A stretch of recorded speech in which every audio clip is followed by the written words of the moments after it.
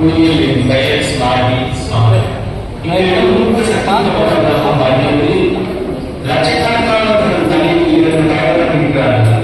அந்த குழு அவர்களை ஒன்றும் செய்வதில்லை. ஏனென்றால் அவர்கள் இதயம் சூடாகி இருக்கிறது. சிவனை நினைத்து கடவுளின் போஷங்கள் அந்த பகுதி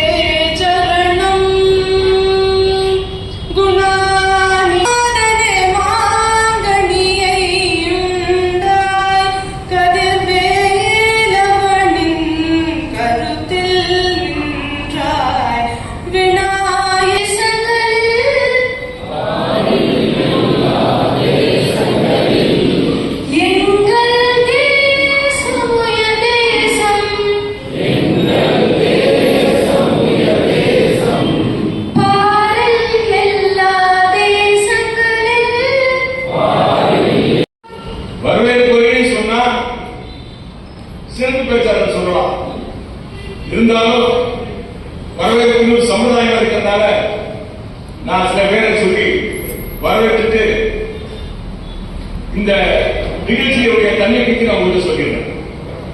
இந்த நிகழ்ச்சிக்கு நமக்கு தெரியும் நிகழ்ச்சி பார்த்தோம் ஒரு வீடியோ அதே மாதிரி உண்மையில எதிர்பார்க்கப்பட்டது 40 கோடி பேர் எதிர்பார்க்கப்பட்டாங்க. எனக்குமே யாரையும் போற ஐடியாவே மனைவியோட ஆசை போயிட்டு வரலாம் அப்படின்னு யோசனை பண்ண ஆரம்பிக்கும் போது தோக்கமே பார்த்தீங்கன்னா உலகத்துடைய மிக பிரமாண்டமான நிகழ்ச்சி. அந்த நிகழ்ச்சியை பற்றிய ஆன்மீக விஷயங்கள் படக்காட்சி உள்ள வந்தது. உதாரணத்துக்காக அந்த அமிர்தம் அதற்காக கடையப்பட்ட நேரத்தில் என்னென்ன மாதிரி நிகழ்வுகள் நடந்தன அதை பற்றிய செய்திகள் படக்காட்சி உள்ள வந்தது. அதனால அதுக்குள்ள நான் கும்பமேளா போகவில்லை. இந்த கும்பமேளா மகா கும்பமேளா இது இந்து தர்மத்தினுடைய மத நிகழ்ச்சியாகும். அல்லது இது ஒரு அறிவியல் இயற்கை சார்ந்த நிகழ்ச்சி. அல்லது நம்ம சாதுக்களும் சன்னியாசிகளும் யோகிகளும் மகான்களும் அறிவியல் சார்ந்த இயற்கை சார்ந்த மிக நுட்பமான விஷயங்களை நமக்கு சனாதன தர்மத்தின் பெயரால் கொடுத்து சென்றுள்ளார்கள். அதை புரிந்து கொண்டு அப்படி புரிந்தால் மட்டும்தான் ஏன் இதுக்கு இவ்வளவு கூட்டம் வருது, ஏன் இந்த நிகழ்ச்சிக்கு இவ்வளவு முக்கியத்துவம் கொடுத்தாங்க அப்படின்னு நம்ம சொல்லிடுறோம். ஒரு சில உண்மைகள் நான் ஒரு 15 நிமிடம் பேசுறேன். அதுக்கு இந்த நிகழ்ச்சி முடிச்சுக்கலாம் நான் வேண்டாம். ஏன்னா ரொம்ப நேரம் இருக்க வேண்டியது 1000 கருத்துக்கள் இருக்கு. அத்தனையும் சொல்றதுக்கு நேரம் இல்லை. இந்த மனித உடல், இந்த பிரபஞ்சம், உலகம், இது ரெண்டுக்குள்ள லிங்க் என்ன அப்படின்னா, இந்த மனித உடலை பற்றி ஒரு குறிப்பு என்ன சொல்றாங்கன்னா, இதை பற்றிய ஆழ்ந்த அனுபவம் உள்ள ஞானிகள், மகான்கள், அறிவியல் அறிஞர்கள் இந்த உடல் 5 பஞ்சபூதங்களால் ஆனது. நமக்கு தெரிஞ்சு இந்த உலகம் பஞ்சபூதங்களால் ஆனது. அப்படி இந்த உடல், இந்த உலகம் ரெண்டுக்கும் உள்ள லிங்க். இன்னொரு விஷயம் என்ன அப்படின்னா, அந்த உடல்ல 72% நீர் சார்ந்திருக்கிறது, 12% உடல் சார்ந்த விஷயத்துல 12 பூமி, 6 காற்று, 4% நெருப்பு இருக்கு. அந்த நெருப்பு அக்னி இருக்கிறனால வயிற்றுக்குள்ள நாம் சாப்பிட்றதெல்லாம் ஜீரணமாகும். நெருப்பு இருக்கு. அதே மாதிரி இன்னொரு 6% ஆகாசம், வெட்ட வெளியே. இப்படி ஒரு அறிவியல் விஞ்ஞானம், ஒரு உடல் சார்ந்த விஷயம். இதே போல எடுத்துட்டீங்கன்னா, இந்த உலகம் சார்ந்த விஷயத்துல, இந்த பூமி சார்ந்த விஷயத்துல 70% நீர். இப்படியான ஒரு தொடர்பு இருக்கு அப்படிங்கிற ஒரு மிகப்பெரிய ஞானத்தை அறிந்தவர்கள் இந்த கும்பமேளா பற்றிய விஷயம் தெரியும்னா, அறிவியல்பூர்வமான விஷயங்கள் தெரிஞ்சா மட்டும்தான் அதனுடைய முக்கியத்துவம் நமக்கு தெரியும். இல்லாட்டி வெறும் மத சார்ந்த ஈவெண்டா மாறி மதசார்புள்ள ஈவெண்ட் அல்ல. இது சனாதனத்தில் மிக முக்கியமானது, அறிவியல் சார்ந்தது, இயற்கை சார்ந்தது. அதனால மனிதர்கள் அத்தனை பேரும் இதை கொண்டாட வேண்டும் என்று ஞானிகள் பரம ரகசியமாக இருந்ததை பொதுமக்களுக்கு கொடுத்து சென்றுள்ளார்கள். அதனால இன்னொரு விஷயம், சூரிய குடும்பம் அப்படின்னு ஒரு விஷயம், சூரியன் அதை சார்ந்த கோள்கள், இதன் ஒவ்வொன்றுமே தன்னுடைய சுழற்சி, அதுபோக மற்ற கிரகங்களை சுற்றி வரும் சுழற்சி, இந்த ரெண்டு இருக்கு. அது ஆங்கிலத்தில் என்ன சொல்றாங்கன்னா ரொட்டேஷன், ரெவல்யூஷன் அப்படிங்கிறாங்க. உதாரணத்துக்கு சொல்ல வேண்டாம், நாங்க சாதாரண வாழ்க்கையில புரியணும்னு சொன்னா, இந்த பூமியானது ஒரு தடவை தன்னைத்தானே சுற்றி கொள்ள எவ்வளவு நேரம் எடுக்குது? 24 மணி நேரம். ஒரு இந்த பூமி தன்னைத்தானே சுற்றி கொண்டு சூரியனை சுற்றி வருது அப்படின்னு எவ்வளவு நாள் எடுத்துக்குது? 365 நாள். இதான் ரெவல்யூஷன், அது ரொட்டேஷன், ரெவல்யூஷன். இது ஆங்கில சொற்கள் இருந்தா கூட புரிஞ்சுக்கிறாங்க. தன்னைத்தானே சுற்றி மற்ற கிரகங்களை சுற்றுதல்.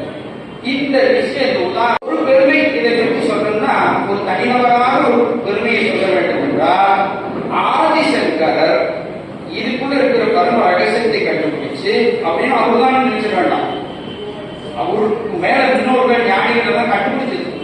அவர் ஒரு சிஸ்டம் கொண்டு வந்தார், ஒரு அமைப்பு கொண்டு வந்தார். என்னன்னா 3 ஆண்டுகள், 6 ஆண்டுகள், 12 ஆண்டுகள், 144 ஆண்டுகள். இந்த சிஸ்டம் இருக்கிறீங்களா, அது இயற்கையா இருந்தது.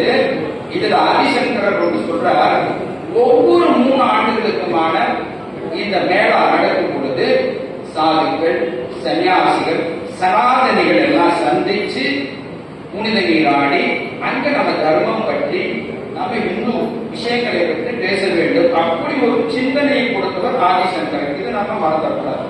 ஒவ்வொரு 3 ஆண்டுகளுக்கும் கூட சந்தித்தல், புனித நீராடுதல், தர்மம் பற்றிய சர்ச்சா செய்தல்.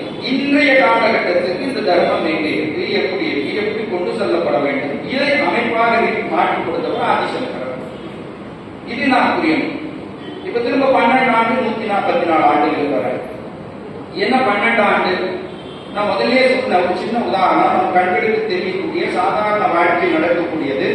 பூமி தன்னைத்தானே சுற்றிக் கொள்வது, சூரியனை சுற்றி வருவது. 24 மணி நேரம், 365 நாள். இப்போ இன்னொரு கோடுக்கு வரும். இந்த 12 ஆண்டு என்ன விஷயம்னா, வியாழன் அப்படிங்கிற ஒரு கோள், மிகப்பெரிய இந்த கோள் தன்னைத்தானே சுற்றிட்டு சூரியனை சுற்றி வரும். அதற்காக அதை எடுத்துக்கொள்ளும் காலம் 12 ஆண்டுகள். 12 ஆண்டுகள் சொல்றதை விட 11.86 ஆண்டுகள் எடுத்து அப்படி கணக்கு, அறிவியல் கணக்கு. அதனால இயற்கையில் மிகப்பெரும் மாற்றங்கள் நடக்குது. இப்படி 12 ஆண்டுகள் சுற்றி வரும் பொழுது இயற்கையில வானவெளியில பெரிய மாற்றங்கள் ஏற்படுது அப்படிங்கிற உண்மையை நம் முன்னோர்கள், ஞானிகள், மகான்கள் கண்டுபிடிச்சாங்க. அப்படி 12 ஆண்டுகளுக்கு ஒரு முறை செவ்வாயானது சுற்றி வந்து தன்னுடைய நிலையை பூர்த்தி செய்யும் பொழுது ஏற்படும் மாற்றங்களால் பூமியில், இயற்கையில் ஏற்படும் மாற்றங்களை, பஞ்சபூதத்தில் ஏற்படும் மாற்றங்களை பஞ்சபூதமாகிய இந்த உடலிலும் மனதிலும் ஏற்றுக்கொள்ள வேண்டும் அப்படிங்கிற ஒரு தீர்க்கமான உண்மையை கண்டுபிடித்து இந்த 12 ஆண்டுகளுக்கு ஒரு முறை நீராடுதல், தீர்க்கமானுதல் என்ற விஷயத்தை கொண்டு வந்தாங்க. இது முழுக்க முழுக்க அறிவியல், இயற்கை சார்ந்த விஷயம்.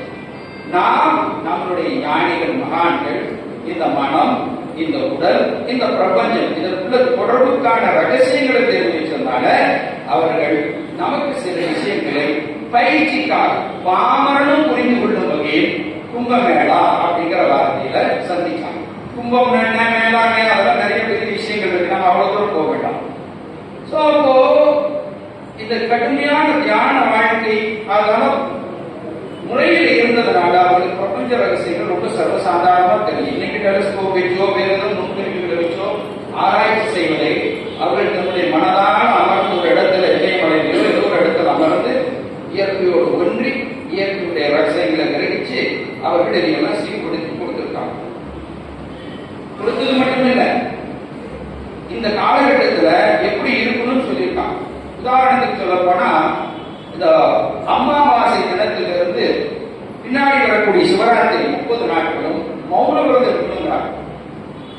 நீராடுதல், மௌன விரதங்கள், உணவுகளை குறைத்து சாப்பிடுதல், இதன் மூலமாக பிரபஞ்சத்தினுடைய பேராற்றல் நம்மளுடைய உடல், நம்மளுடைய மனதில் கிரகிக்கும். இதனால் இந்த மனம், இந்த உடல் உயர்ந்த நிலைக்கு செல்வதற்காக தன்னை தயார்படுத்திக் கொள்ளும். உயர்ந்த நிலை என்ன? பாரதத்துடைய உயர்ந்த நிலை என்ன? காசு சம்பாதிக்கிறதா, அம்பானி மாதிரி ஆகிறதா, இன்னொரு ரிலையன்ஸ் கம்பெனி நான் உருவாக்குறதா? ஒன்னே ஒண்ணுதான். ரிலையன்ஸ் கம்பெனிக்காரனா இருந்தாலும் சரி, அம்பானியா இருந்தாலும், அதானியா இருந்தாலும் சரி, தேவி பிரசாத் இருந்தாலும் சரி, நல்ல இந்துவா இருந்தால் ஒரே நோக்கம் முக்தி அடைதல். இது உலகத்தில் எங்கு இல்லாத ஒரு கான்செப்ட். முக்தி அடைதல், இறைவனை சென்றடைய வேண்டும். இது உயர்ந்த நோக்கம். இறைவனை சென்றடைய வேண்டும் என்றால் உடல், மனம், எண்ணங்கள், சிந்தனைகள், செயல்கள், பேச்சுக்கள் எல்லாத்திலையும் நீங்க பக்குவம் அடையும். அப்ப இந்த முக்தி அடைதல் என்ற உயர்ந்த நோக்கம் நம்ம பெரியவங்க நம்ம கொடுத்து போயிருக்காங்க. அப்ப இந்த பெரியவங்க கொடுத்த அந்த உயர்ந்த நிலை அடைவதற்காக சேர்க்கப்பட்ட சில ஏற்பாடுகள், அதற்கான சில செய்திகள் தான் இந்த விஷயம். எத்தனையோ விஷயங்கள் பெரிய கொடுத்திருக்காங்க. கொடுக்குறாங்க கும்பமேளம். அது நதியில போய் நீராடுதல். அது எல்லாம் நதியில குளிக்கணும். 4 பாயிண்ட் சொல்றாங்க. முன்னாடியே எலாபரேட் பண்ணல. 3 பாயிண்ட் எங்க நடக்குது அதெல்லாம் சொல்லியிருக்காங்க. அது என்ன நதி? ஒரு சின்ன உதாரணம் சொல்றேன். இங்க இருக்கிற எல்லாருக்கும் தெரிஞ்ச உதாரணம். நீங்க பௌர்ணமி தினம் இரவு நேரம் 10 மணி 11 மணிக்கு யாராவது கடற்கரைக்கு போய் பார்த்துருக்கீங்களா? பௌர்ணமி தினம் இரவு 10 மணி 11 மணி 12 மணிக்கு யாராவது கடற்கரைக்கு போய் பார்த்துருக்கீங்களா? அதே மாதிரி அமாவாசை தினம் இரவு 10 மணி 11 மணி 12 மணி கடற்கரை போய் பார்த்துருக்கீங்களா? இன்னொன்னு. ரெண்டாவது பனிகாலம், மார்கழி மாசம், ஐயப்ப சுவாமி எல்லாம் விரதம் இருந்து போற காலம். யாராவது அதிகாலை 4 மணிக்கு அம்மூர் வாய்க்கால் கெட்டு போச்சு. ஒரு காலத்துல நல்ல வாய்க்காலா இருந்த காலத்துல வாய்க்கால்ல, ஆத்துல, கிணத்துல, குளத்துல குளிச்சா எப்படி இருக்கும்? திரும்ப சொல்றேன். மார்கழி மாதம், பனிகாலம், நீர்நிலை, குளம், ஆறு, கிணறு, இதுல குளிச்சா எப்படி இருக்கும்? ஏன் வெதுவெதுப்பா இருக்கு? இதுதான் ரகசியம். பல பேருக்கு இந்த ரகசியம் தெரியாது. குளிரடிக்குது, குளி வீட்டிலே போஸ் கொடுத்துருந்தோம். குளிச்சவங்களுக்கு அந்த ரகசியம். இதே மாதிரி குளிச்சோம், அங்க குளிச்சிருந்தாலும் தெரியும், எங்க பிரயாணங்கள் குளிச்சிருந்தாலும் தெரியும். ஆனா காரணம் வந்து குளிக்கணும். ஐயோ மாலை ஓட்டமே, ஐயோ குளிக்க சொல்றாரு குருசாமி, அப்படி அல்ல. காரணம் என்னன்னா, இந்த நீர் பிரபஞ்சத்தினுடைய பேராற்றலை, பிரபஞ்சத்தினுடைய மாற்றத்தை ஈர்க்கும் சக்தி வாய்ந்தது. அது ஈர்க்கும். பகல் பொழுதில் இருக்கிற சூட்டை பூரா என்ன பண்ணும்? ஈர்த்து தனக்குள்ள வச்சது. அதனால அதிகாலை 4 மணி 3 மணி குளிச்சீங்கன்னா தண்ணி எப்படி இருக்கும்? கிணத்துல குதிச்சவங்களுக்கு தெரியும், வாய்க்கால குதிச்சு பார்க்கவங்களுக்கு தெரியும். பகல் 12 மணிக்கு போய் அதே கிணத்துல குதிச்சு பாருங்க. ஏன்? இரவனுடைய அந்த சூழலை, பிரபஞ்ச சூழலை அந்த நீரானது தன்னுள்ள வச்சு. இது ஒரு பரம ரகசியம். ஆனா இந்த ரகசியத்தை சாதாரண மனிதர்களும் உணர்ந்துட்டாங்க. அதிகாலை எழுந்து குளிச்சுக்கிறது. அப்போ நீர் பஞ்சபூதங்கள்ல மிக முக்கியமானது. அதனால இந்த 12 ஆண்டுகள், 3 ஆண்டுகள், 6 ஆண்டுகள், 144 ஆண்டுகளுக்கு ஒரு முறை நடக்கும் இயற்கையுடைய மிகப்பெரும் மாற்றத்தை அந்த நீர்நிலை இறைச்சி. இந்த நீர்நிலையில போய் நீங்க நீராடினா இந்த உடல், இந்த மனம், இந்த உயர், இந்த எண்ணங்கள், இந்த சிந்தனைகள் எல்லாத்திலும் ஒரு மாறுதல் வரும் அப்படின்னு நம்ம ஞானிகள், மகான்கள் சொல்லியிருக்காங்க. இது உண்மையா? உண்மை. இந்த உண்மையை புரிஞ்சுட்டா நாமளும் ஒரு வேலை தயாரிப்பு இருப்போம். இல்லைன்னா கூட அந்த எண்ணங்களாக வந்திருக்கணும். இல்லைன்னா எல்லாரும் போறாங்க அப்படிங்கிற ஒரு எண்ணத்தோட முடிஞ்சிருக்கும். இல்ல ஒரு நிகழ்ச்சி நடக்குது அப்படிங்கிற ஒரு எண்ணத்தோட இல்ல. இந்த நீர்ப்பரப்பினுடைய தன்மை, குறிப்பாக நதிகள், நீர்நிலைகள், குளங்கள். அதனால திருக்கோயில பாருங்க எல்லா குளங்கள் வச்சிருப்பாங்க. திருப்பதியில கூட முட்டை அடிக்கிறது எவ்வளவு முக்கியமா, குளத்தில் குளிக்கணும். ரூம்ல ஹீட்டர் போட்டு குளிக்கூடாது, அந்த குளத்துல குளிக்கணும் இல்லையா? ஏன்? காரணம் எல்லாம் காரணம் அறிவியல் அறிவு. இப்படி அற்புதமான அறிவியல் சார்ந்த விஷயங்கள் இந்த கும்பமேளம். இப்ப நடந்தது மகா கும்பமேளம். இந்த கும்பமேளாவுக்கும் மகா கும்பமேளாவுக்கும் என்ன வித்தியாசம்? திரும்பவும் நான் அறிவியல் ரீதியா வந்தேன். கும்பமேளால நான் முதல்ல சொன்னேன் என்ன 3 கிரகங்கள் கௌரிக்கு தட்டி வியாழன், சூரியன், சந்திரன். அப்படி வியாழனானது தன்னுடைய முழு வட்டப்பாதை நீள்வட்டப்பாதை சுற்றி வந்து நிற்கும் நாட்கள் வருடங்கள் 12 ஆண்டு. அடிஷனல் இன்னொரு 144 என்ன விசேஷம்னா இந்த செய்கையோடு சேர்ந்து வானவெளியில் இருக்கக்கூடிய மிக முக்கியமான நட்சத்திரங்கள் நேர்கோட்டில் வந்து அமையும். இதை கண்ணால் பார்க்க முடியுமா? இரவு நேரத்துல அந்த ஆய்வு மனப்பான்மை உள்ளவர்களால் பார்க்க முடியும் என்பது மகான்களுடைய செய்தி. அப்ப 144 என்ன நடக்குதா? இந்த 12 ஆண்டுகள் பிரயாணம் செய்த வியாழன் 12 + 12 செய்யும் பொழுது அந்த செய்கையோடு சேர்ந்து குறிப்பிட்ட சில நட்சத்திரங்கள் நேர்கோட்டில் வந்து இதுதான் 144. அதுதான் மகா கும்பமேளம். அந்த மகா கும்பமேளாவை குறிக்கும் பொழுது இன்னும் பலன்கள் அதிகம். அதற்காக பிரார்த்தனை செய்யும் பொழுது பலன்கள் அதிகம். இப்படி நம்ம பெரியவங்க இதை கண்டுபிடிச்சு வச்சிருக்காங்க. ஒரு காலத்துல இதை யார் செஞ்சாலும் ரிஷிகள், முனிவர்கள், ஞானிகள் போனாங்க, செத்ததெல்லாம் புரிஞ்சுட்டு வந்தாங்க. ஆனா பின்னாடி அறிவு வளர வளர, போக்குவரத்து வளர வளர, செய்தி பரிமாற்றங்கள் வளர வளர இந்த செய்தி எல்லாருக்கும் கிடைச்சு உண்மையிலே உணர்ந்து பல பேர் போய் அந்த காரியத்தை செய்யலாம். அதனாலதான் உலகத்தில் இவ்வளவு பெரிய கேதரிங் இருந்து கூட ஒன்றுமே அடிக்கடி இல்லையே, பிரச்சனை இல்லையே, ஒரு கையாடல் இல்லையே, ஒரு சேலை பிடிச்சி இருந்தாங்க, இல்ல அதற்கான ஒண்ணுமே இல்லை. ஏன் வந்த ஒவ்வொருவருக்கும் அந்த ஞானத்தோட வந்திருக்காங்க. ஒரு பாமரனுக்கும் எதற்காக வந்தா ஒண்ணு புண்ணியம் கிடைக்கும். அது பெரியவங்க சொல்லுங்க, குரு சொல்லிருக்க அது கிடைக்கும். இன்னொன்னு முக்தி கிடைக்கும். கிடைக்குமா கிடைக்காத வேண்டாம். முதல்ல அந்த முக்தி என்ன வேணும்? எனக்கு முக்தி கிடைக்கும், நான் அதற்காக பிரயாசம் செய்கிறேன். மகா கும்பமேளா இந்த எண்ணமே உயர்ந்தது. எண்ணங்கள் தான் மனிதன் உயர்த்துகின்றது. அந்த எண்ணத்தினுடைய அடிப்படையில் வந்த 66 கோடி ஜனங்கள் சங்கைக்கும் பொழுது எந்த விதமான உயர் சம்பவம் நடக்கும். 1-2 பேர் அதெல்லாம் வரது. இவ்வளவு பெரிய ஜனங்கள்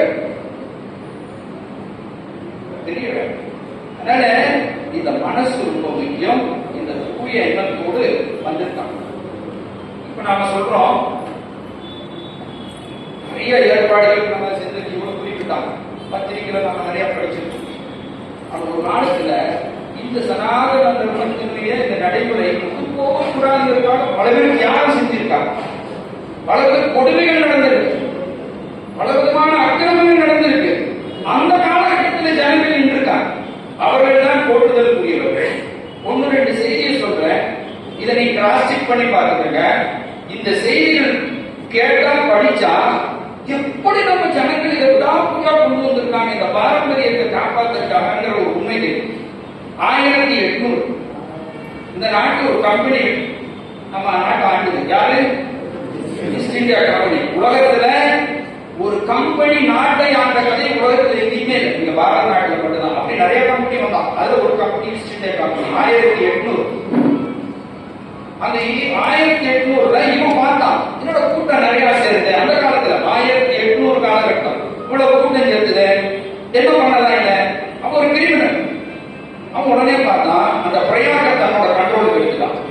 பிரயாண பகுதி முழுவதும் கண்ட்ரோலுக்கு எடுத்துட்டு அவங்க கண்டிஷன் போடுறான். 1800 ஞாபகம் வச்சுக்க.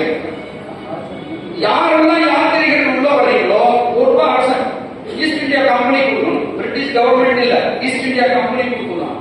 அப்ப ₹1 கொடுக்கணும்னா அன்றைய அரசு சம்பளமே ₹4 ₹5 விஷயம் தெரிஞ்ச பெரியவங்க இருக்கலாம். இது போனா ₹10 கூட இல்ல, 2 டிஜிட் கூட கிடையாது. ஒரு சாதாரண ஜனம், ஒரு சனாதனி ஏழை தன்னுடைய நாட்டில் இருக்க கண்ணீரை குடிக்கணும்னா எத்தனை ரூபாய் கொடுக்கணும்? ₹1 கொடுக்கணும். எப்போ? 1800 யார் கொடுக்கணும்? ஈஸ்ட் இந்தியா கம்பெனி கொடுக்கணும். இது நடந்தது இந்த நாட்டில். அதையும் தாண்டி இந்த கும்பமேளா இன்னைக்கு வெற்றிகரமா இதெல்லாம் உணரணும். இதை யார் குறிப்பிடுறா இந்த அநியாயத்தை பத்தினா? ஒரு ஆங்கில எழுத்தாளர் பெண்மணி, அவங்க இங்கிலாந்து நாட்டை சார்ந்தவர்கள். அவங்க 24 ஆண்டுகள் பிரயாகல வாழ்ந்தவங்க. அந்த அம்மா தன்னுடைய புத்தகத்துல குறிப்பிடுறாங்க, டாக்குமெண்ட் பண்ணிருக்காங்க. அந்த அம்மாவுடைய பெயர் ஃபென்னி பார்க்ஸ் அப்படின்னு அந்த அம்மாவுடைய பெயர், பெண்மணி.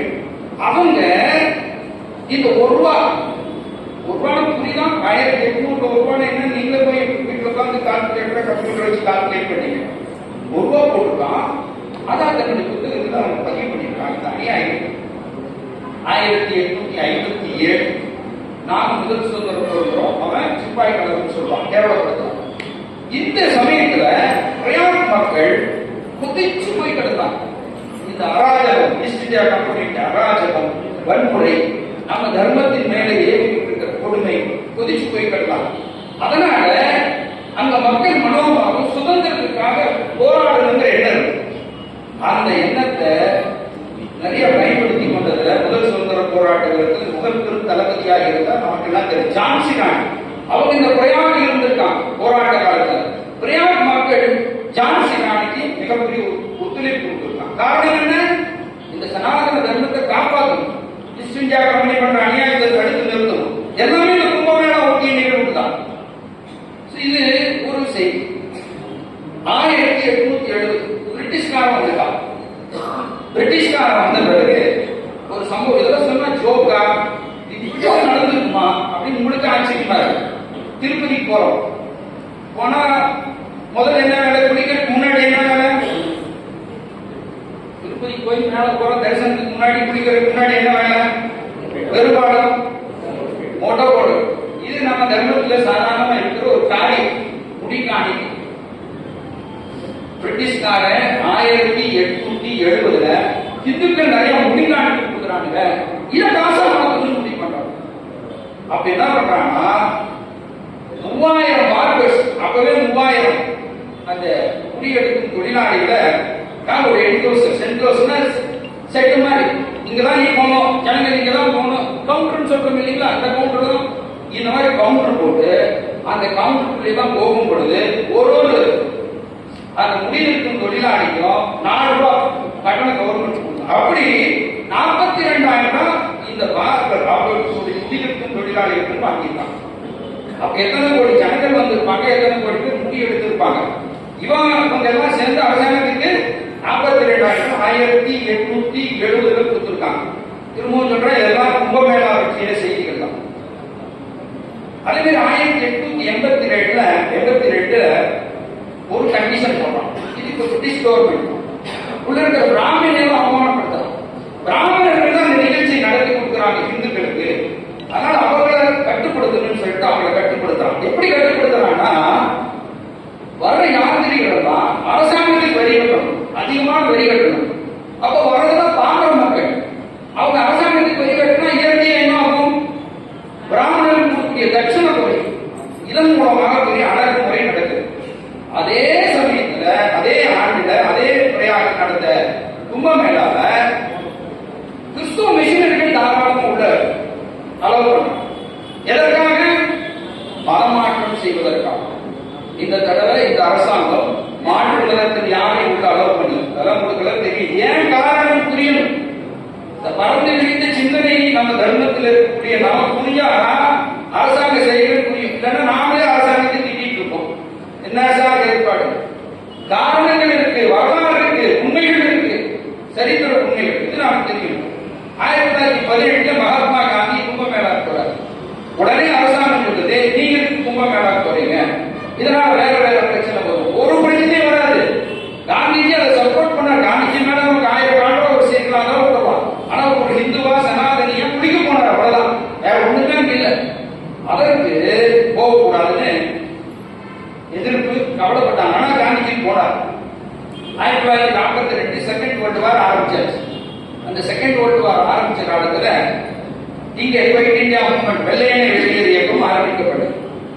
இந்த சமயத்துல பிரயாணத்துக்கு நிறைய ஜனங்கள் வராங்க கும்பமேளாக்குங்கிறதுக்காக பிரிட்டிஷ்கார் என்ன பண்ணாங்கன்னா, அவ்வளவு ஜனங்கள் வரக்கூடாது, வந்தா ஒருவேளை இது சுதந்திர போராட்டத்திற்கான அமைப்பா மாறிடும், அங்க மக்கள் மனதில் சுதந்திர எண்ணத்தை விதைச்சிருவாங்க அப்படிங்கறதுக்காக நிறைய கஷ்டங்களை கொடுத்தாங்க. அதே மீறி ஜனங்கள் வந்தாங்க போனாங்க.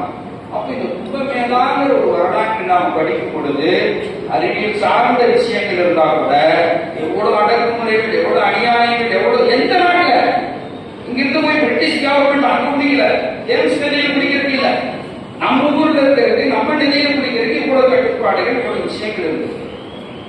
அதனால இதெல்லாம் உணர்ந்த இந்த அரசாங்கம் மிக பிரம்மாண்டமா இதை செய்யணும்னு ஏற்பாடு 144 மகா கும்பமேளா மிக பிரம்மாண்டமான ஏற்பாடுகள் செஞ்சு சொன்னாங்க. இந்த படத்துல நிறைய விஷயங்கள் வந்து அதனால நான் நிறைய விஷயங்கள் உள்ள போகல. உலகத்தினுடைய மிகப்பெரும் டெக்னாலஜி அப்படியே கொண்டு வரப்பட்டது. அத்தனை டெக்னாலஜி யூஸ் பண்ணாங்க. ஆர்டிபிஷியல் இன்டெலிஜென்ஸ் முழுமையாக பயன்படுத்தப்பட்டது.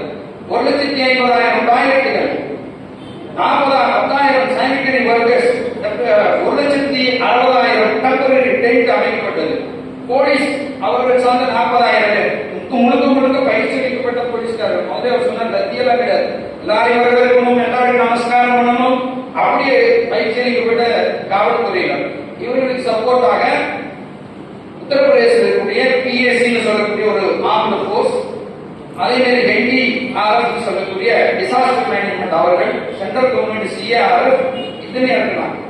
ட்ரோன்ஸ் அது மிகப்பெரிய அளவில் இறக்கப்பட்டது. கேமராக்கள் அங்கே பதிவு செய்யப்பட்டது. நீங்க எங்க போனீங்கன்னாலும் கூகுள் சாட் பண்ணோம். எந்த இடத்துக்கு போனாலும் எங்க வேணாலும் அந்த கூகுள் சாட் பண்ணோம். மாடல் ஒரு சன்னியாசி அமெரிக்காவிலிருந்து வந்திருக்காரு, அல்லது ஒரு சிஷியர் அமெரிக்காவிலிருந்து வந்திருக்காரு, லண்டன்ல இருந்து வந்தாரா தன்னோட டைட்டில் உட்காந்து கூகுள் சாட் பண்ணலாம். மிகப்பெரிய ஏற்பாடு. அதே மாதிரி இன்னொரு விஷயம் சொல்றாங்க, ஃபயர் எக்யூப்மெண்ட்ஸ் அது வந்தது. மிகப்பெரிய அளவில் தீ விபத்துகள் தடுப்பதற்காக ஆய்வு செய்யப்பட்டு மிகப்பெரிய அளவில் அந்த வாகனங்கள் நிறுத்தப்பட்டது. அதற்கான மனித சக்தி பயிற்சி பெற்ற வீரர்கள் நிறுத்தப்பட்டாங்க. Temporary stations நிறுத்தப்பட்டார்கள். இன்னொரு முக்கியமான விஷயம் நாங்கள் தெரிஞ்சுக்கணும், 66 கோடி ஜனங்கள் எதிர்பார்ப்பு 45 வந்து போனது 66 சொல்றாங்க. 45 நாட்கள் இவ்வளவு பேர் வரும்போது உலகத்தில் தொற்று நோய் வரும் என்பது உலகத்தினுடைய கணிப்பு. 66 கோடி ஜனங்கள் ஒரு இடத்துல வந்து 45 நாட்கள்ல காலி பண்ணிட்டு போறாங்கன்னா கட்டாயம் தொற்று நோய் வரும் அப்படிங்கிறது ஒரு கணிப்பு. தொற்று நோய் வரல எப்படி அப்படின்னா இதை நாம் தெரிஞ்சுக்கணும். நம்ம அரசாங்கம் செய்த முயற்சிகளை நாம் தெரிஞ்சுக்கணும். 2 மிகப்பெரிய அணு ஆய்வு மையங்கள் நம்ம நாட்டில் இயங்குகிறது. ஒன்னு பாபா அட்டாமிக் எனர்ஜி மும்பை, அது நமக்கு தெரியும். இன்னொன்னு இந்திரா காந்தி அணுசக்தி ஆய்வு மையம் தன்பால். இந்த 2 அணு ஆய்வு மையங்களை அரசாங்கம் தொடர்பு கொண்டு 6 அல்லது 7 மாதங்களுக்கு முன்பாகவே அவங்க வந்து தங்களுடைய பணியை துவங்குறாங்க. இன்னும் 180 நாட்கள் கழிச்சு ஆரம்பிப்போது. அதன் பிறகு 45 நாட்கள் கிட்டத்தட்ட அவங்க தன்னுடைய ஆரம்ப தேதி முடிவையும் பார்த்தீங்கன்னா ஒரு வருஷ காலம் இந்த பயிற்சி எடுத்துருக்காங்க. ஒரு ஆண்டு காலம்.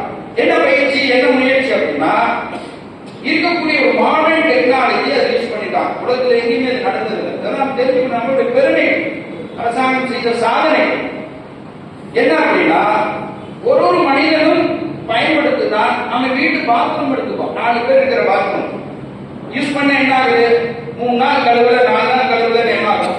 நம்ம வீட்டு ஃபர்ஸ்ட் கிளாஸ் வீட்டுங்க, நாங்க எங்க வீட்டிலேயே வச்சுக்கோங்க அல்லது உங்க வீட்டில் வச்சுக்கோங்க, 4 நாள் முறையா கழுவிட்டோம்னா கிருமிகள் ஃபார்ம் ஆயிடும். இதான் இயற்கை, இதான் சயின்ஸ். 66 கோடி பேர் 45 நாட்கள் வந்து என்னென்ன நடக்கும் அத்தனை ஆய்வு செய்து அந்த நீர்நிலைகள் ஏற்படக்கூடிய மாற்றங்களை கண்டுபிடிச்சு அதுல உண்டாகக்கூடிய நுண்கிருமிகளையே எஃபெக்டிவா எடுத்து அந்த நுண்கிருமிகள் அதாவது நெகட்டிவ் அந்த நுண்கிருமிகளை கொண்டு அதற்கான அதாவது ட்ரீட்மெண்ட் செய்வதற்காக முயற்சி பண்ணி அதுக்கு என்ன சொல்றாங்கன்னா HGSPR டெக்னாலஜின்னு ஒரு புது டெக்னாலஜி அடாப்ட் பண்ணிருக்காங்க. இந்த 2 ஆய்வு மையங்கள் சேர்ந்து அணுசக்தி ஆய்வு மையங்கள் அதன் மூலமாக ஒரு குறிப்பிட்ட நேரத்துக்குள்ள 10 லட்சம் லிட்டர் தண்ணியை பியூரிஃபை பண்ணிட்டு இப்ப நீங்க திருப்பதியில போனீங்கன்னா குளத்தை பார்க்கலாம், எப்பவுமே சுத்தமா இருக்கும். அந்த மாதிரி ட்ரீட்மெண்ட் யோசனை பண்றாங்க. யோசனை பண்ணா கிடைக்கும். நம்ம தமிழ்நாட்டில் இருக்கிற குளத்துக்கு எல்லாம் போயிடாதீங்க, அது வேற. அதெல்லாம் பகுதி இருக்காரு அதனால நோய் திருப்பதியில வராது. காரணம் சனாதனிகள் அதை மெயின்டைன் பண்றாங்க. இந்த கும்பமேளா யார் செஞ்சது, சனாதனிகள் செஞ்சாங்க. அதனால அங்க புற்றுநோய்க்கான வாய்ப்புகளை உலகம் அசந்து போய் கிடக்குது. அதே மாதிரி இந்த உணவு சார்ந்த விஷயம் அதை சிந்திச்சு கூட குறிப்பிட்டாங்க. 200 பொது நிறுவனங்கள், அது இண்டஸ்ட்ரியா இருக்கலாம், சாமிகள் சன்னியாசிகளா இருக்கலாம், சோசியல் RSS கூட, சேவா பாரதி கூட, எல்லா அமைப்புகளுமே இறங்கி வேலை செஞ்சிருக்காங்க. அதன் மூலமாக 66 கோடி ஜனங்களுக்கும் ஒரு நாளைக்கு ஆவரேஜ் 1.35 1.40, அது ஒரு சில நாட்கள் விசேஷ நாட்கள் அது 2-2.5 கோடி கூட பீக்கு போயிருக்கு. உணவு இல்ல, உணவுக்காக அடிக்கடி போட்டுக்கிட்டாங்க, சண்டை நடந்தது. ஒரு கோயம்புத்தூர்ல ஃபுட் மேல நடத்தினாங்க. பூரா பணக்காரன் தான் அதுக்கு டிக்கெட் போட்டு போனோம், இருக்கிற பணக்காரன் தான் அந்த ஃபுட் மேல போனான். கோயம்புத்தூர்ல தெரியுமா எங்க நடந்தது? ஒடிசால ஒரு நிகழ்ச்சி நடக்குதுனால அப்படி ஸ்டேட்டஸ் புரிஞ்சுக்கணும். நம்ம முத்துமகால கல்யாணம் பண்ண எப்படி அந்த ஒடிசா நடக்கும். அங்க என்ன நடந்தது தெரியுமா? பேண்ட் செட்டோட கிளம்பி போச்சு. ஃபுட்டு கிடைக்குது. இதான் ஃபுட் மேல ஒரு 4000 3000 2000 பேர் வந்துருக்கலாம். 66 கோடி ஜனங்கள், ஒரு நாளைக்கு ஆவரேஜ் 1,33,00,000 கோடி ஜனங்கள். எப்படி சனாதனை நினைச்சா என்ன காரணம் சொல்றாங்கன்னா, இந்த பண்பாட்டு சனாதன தர்மத்தினுடைய விசேஷம் என்னன்னா, திருக்குறள் அவர்ல ஒரு விஷயம் சொல்றாரு, இந்த விருந்தோம்பல் பற்றி ஒரு விஷயம் சொல்றாரு. இதெல்லாம் மனங்கள் ஜனங்களுக்குள்ளே இருக்குது, உள்ள இருக்குது. அதனால இதெல்லாம் சுலபமா நடந்தது. அரசாங்கம் அதை மேனேஜ் பண்ணிச்சுன்னு சொல்லலாம். எப்படி சொல்றாங்க அப்படின்னா, திருக்குறள்ல அகனமர்ந்து செய்யாமுறை முகனமர்ந்து நல்விருந்து பொங்குவாங்க, முகமடர்ந்து விருந்தினர் உபசரிப்பது இல்லத்தில் திருமகள் மனமகிழ்ந்து இருப்பாங்க. இதெல்லாம் நம்ம நம்பிக்கை. செய்யணுங்க, செஞ்சா நமக்கு நல்லது கிடைக்கும். ஒரு சின்ன நம்பிக்கையா இருந்தா கூட செய்யணும், கொடுக்கணும், தானம் பண்ணணும், உணவு கொடுக்கணும். இந்த எண்ணம் இது ரொம்ப முக்கியமானது. இன்னொரு பொருளை ரொம்ப அற்புதமான விஷயத்தை சொல்றாரு. அதெல்லாம் எனக்கு இந்த விருந்தோம்பல் பற்றி வரும்போது இந்த பொருளை எடுத்து சொல்லணும்னு நினைச்சேன். சொல்றாரு, செல்லிருந்து ஓம்பி வருகிருந்து பார்த்திருப்பான், நல்கிருந்து வானத்தவர்.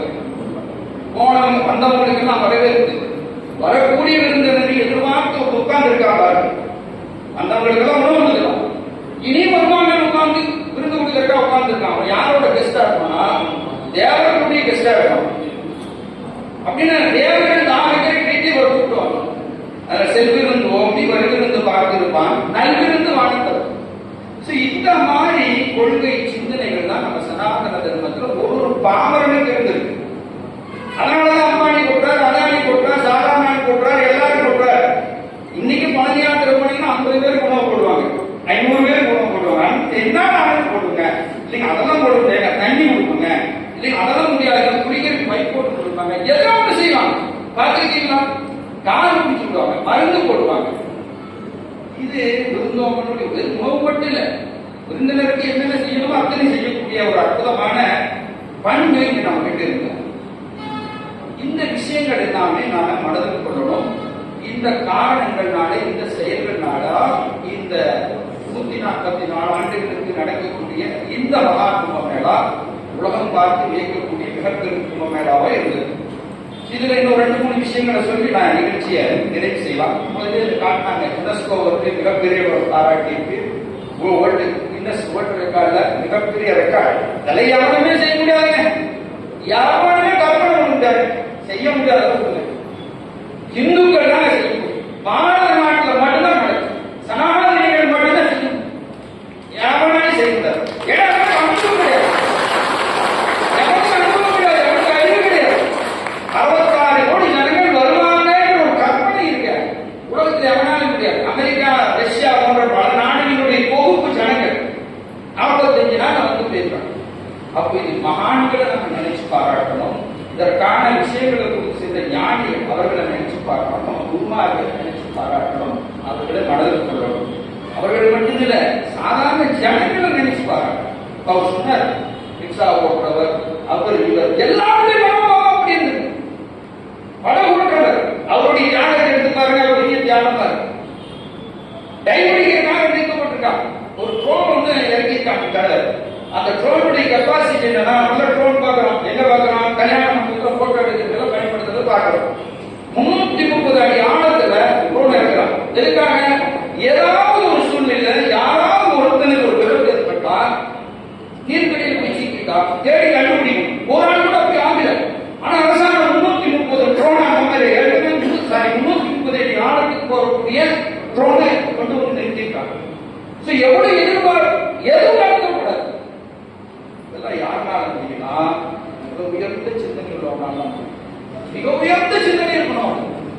சரி, இதெல்லாம் நடக்க முடியுமா? எப்படி இதெல்லாம் செய்ய முடியும்? அதை சாதாரண ஆள் தானே அப்படின்னு யோகி கூட நினைச்சிருக்காரு. இந்த நிகழ்ச்சிக்கு யோகி சாதாரண ஆள் தான், மோடியும் சாதாரண ஆள் தான். இது மனிதர்களுடைய எண்ணங்களுக்கும் சிந்தனைகளுக்கும் கற்பனைக்கும் அப்பாற்பட்டது. 45 கோடி எதிர்பார்ப்பு, 66 கோடிங்கிறாங்க. இன்னும் போயிட்டு இருக்காங்கிறாங்க ஜனங்கள். எப்ப இது முடியும் அப்படின்னா, நம்ம எல்லாருக்கும் தெரிஞ்சுக்க வேண்டிய ஒரு பொருள் இருக்கு. இந்த பொருள் சொல்றேன், எல்லாத்தையும் நீங்க அந்த தெய்வ புலவரை நம்ம எடுத்துக்கலாம். எப்ப முடியும் அப்படின்னு சொல்லும்போது அவர் குரல் சொல்றாரு, குடி செய்வல் என்னும் ஒருவருக்கு தெய்வம் மனிதனுக்கு தான் அப்படி ஒரு குரல். குடி செயல் வகை அப்படிங்கிற அதிகாரத்தில் வரும். என்ன என்னுடைய அர்த்தம்? என்னுடைய குடியை, என்னுடைய தர்மத்தை, என்னுடைய நாட்டை உயர்த்துவேன் அப்படின்னு எவனா கண்ணனை கட்டி யாரும் வேலை செஞ்சீங்கன்னா, அவன் ஏழையா, பணக்காரனா, நரேந்திர மோடியா, யோகியா, என்ன இருக்கணும்?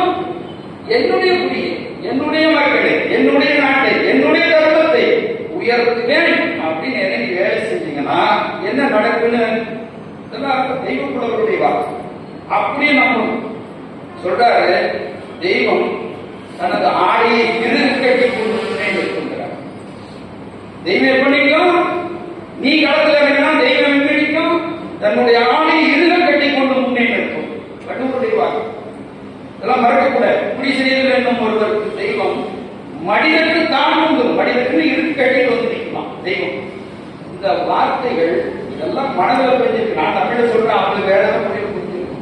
அந்த எண்ணங்கள் தான் இந்த செயல்பாடு. இறைவன் இருக்க, தர்மம் இருக்கு, நம்மளோட மகான்கள் இருக்கா.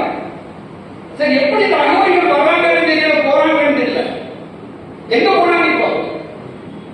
எல்லாமே ரகசியம், எல்லாமே ரகசியம். ஆனா அவர்களையும் கண்ட்ரோல் பண்ணி, அவர்களையும் ஆசுவாசப்படுத்தி, சாதாரண ஜனங்களை ஆசுவாசப்படுத்தி இவ்வளவு நிகழ்ச்சி நடத்திட்டு இந்த கும்பமேளாவை பற்றி சொல்லக்கூடிய, கேட்கக்கூடிய, அதை போய் புனித நீராடக்கூடிய, இப்ப புனித நீர் நம்ம கொடுக்குறாங்க. எல்லாருக்கும் இந்த ஒரு நல்ல நிகழ்வு.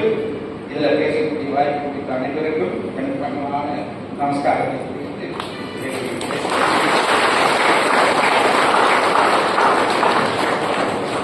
சிறப்புரையாற்றிய தினேபிரசாத் அவர்களுக்கு நன்றி. நன்றியுரை வை தாமரச்சிருக்கிறார்கள்.